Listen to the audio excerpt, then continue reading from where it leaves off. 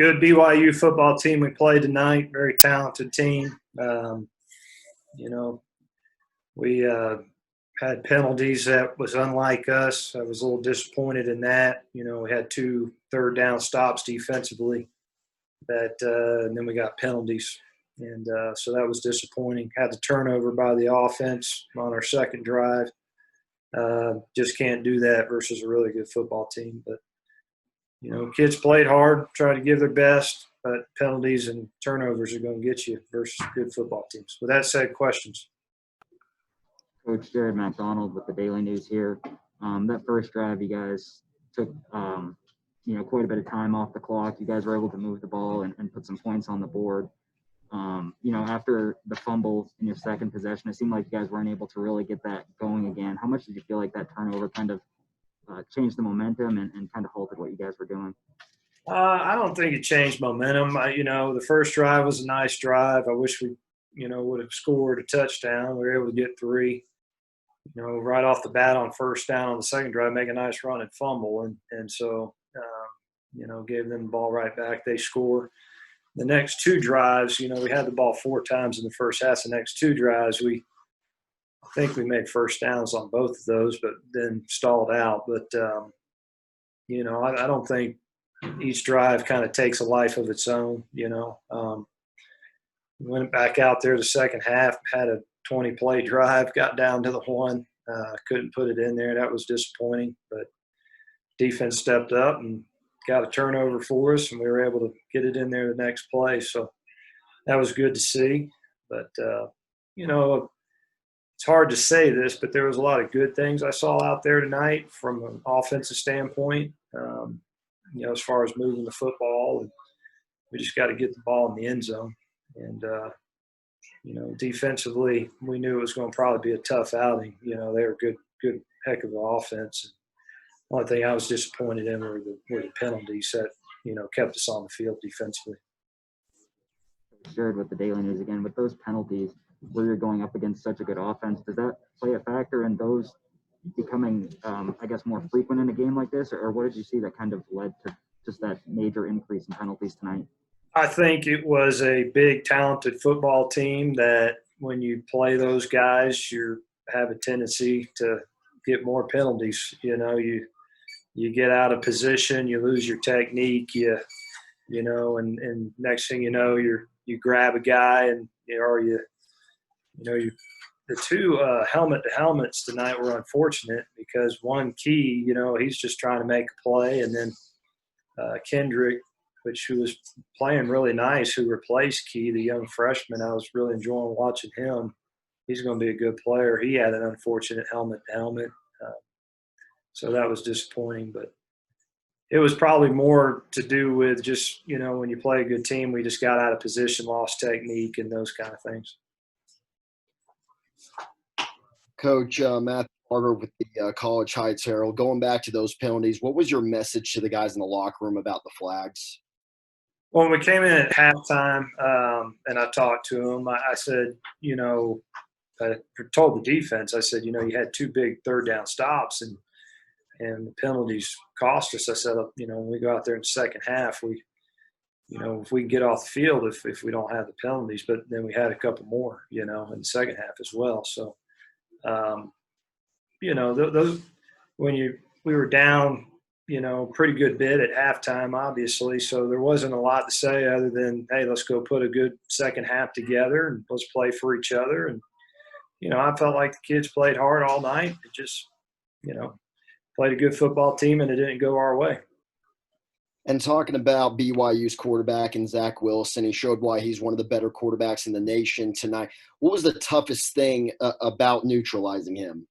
Well, 2 things that stand out to me is, one, he's deadly accurate with football. I mean, his timing's impeccable. He's extremely accurate.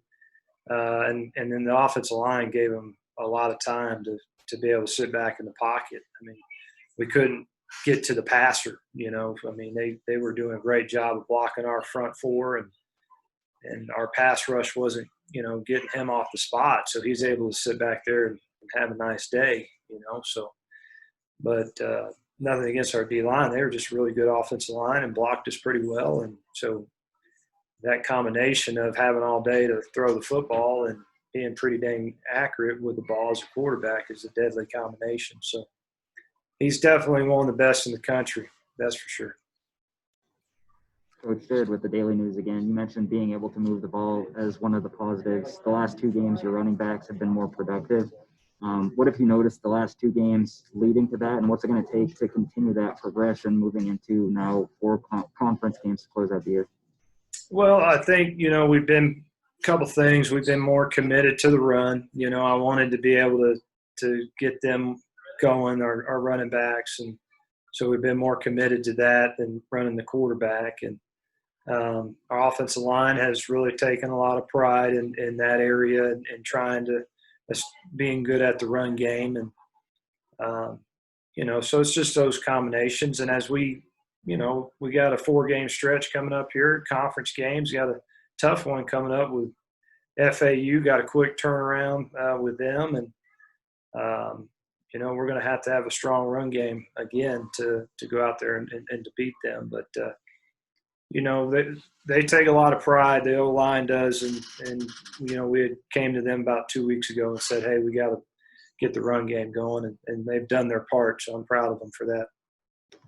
Coach, overall, how do you think Piggy did tonight? Decent. He did solid. There was 1 or 2 things that, I was disappointed. He laid the ball off to the running back when he shouldn't have, and we lost 3 or 4 yards. But made some nice throws, managed the offense well. Had a couple shots down the field I wish he would have gave us a chance on. But he did fine. He did good. Whenever you score 10 points, it's hard to say, hey, the quarterback had a nice day at the park, So there's nothing good to really say other than, hey, he did an okay job. It's shared with the Daily News.